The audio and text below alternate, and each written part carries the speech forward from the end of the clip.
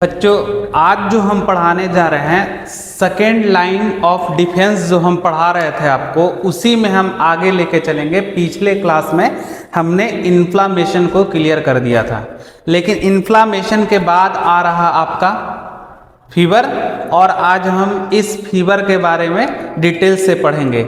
ये भी आपका सेकेंड लाइन ऑफ डिफेंस है और नॉन स्पेसिफिक है। आप लोग सारा चीज़ को अब तक जान चुके होंगे, स्पेसिफिक क्या है, नॉन स्पेसिफिक क्या है। आज हम बात करते हैं फीवर के बारे में। फीवर क्या होता है इसको अच्छे से देखते हैं। तो देखेंगे बेटा कि फीवर जो होता है पैथोजेन होते हैं और WBC है। पैथोजेन और WBC के बीच में जब इंट्रैक्शन होता है, जब पैथोजेन और WBC के बीच में इंट्रैक्शन होता है, तो इन दोनों का जो डेड सेल होता है उसको पस सेल बोलते हैं।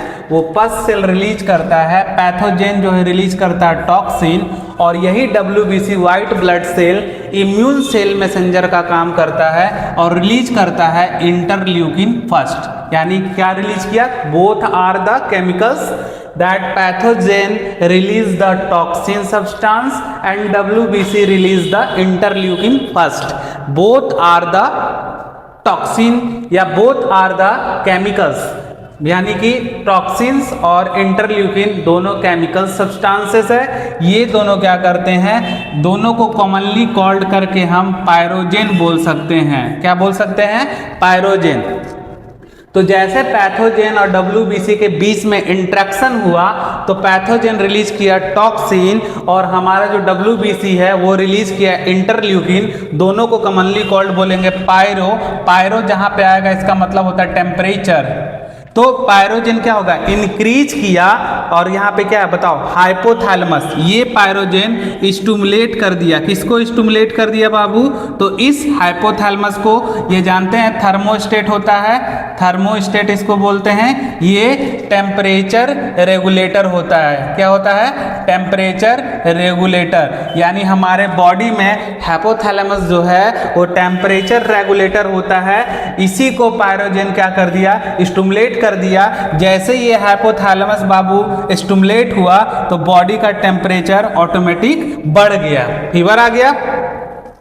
जैसे फीवर आया तो क्या हो गया? जो हमारे बॉडी के अंदर माइक्रोब्स पैथोजेन इंटर किए थे उनका ग्रोथ क्या हो गया? कम हो गया।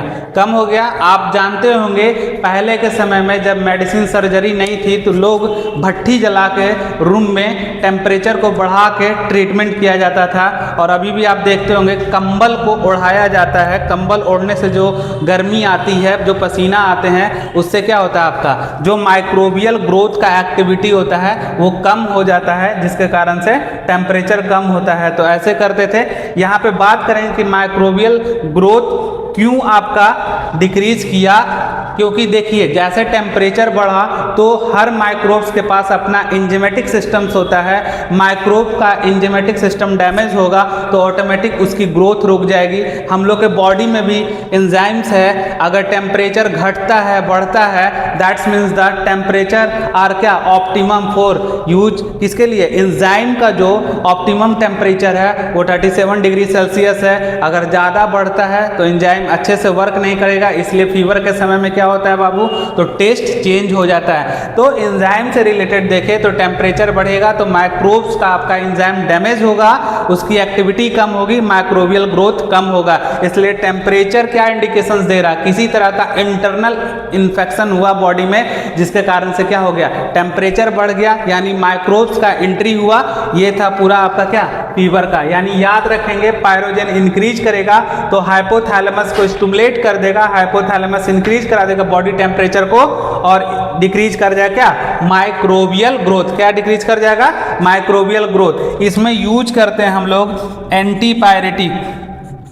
एंटीपायरेटिक सबको जानते होंगे आप लोग, कौन है? तो पैरासीटामोल है। इस पैरासीटामोल को हम लोग यूज करते हैं किसको? ये हाइपोथैलेमस पर वर्क करता है और क्या करता है बताइए?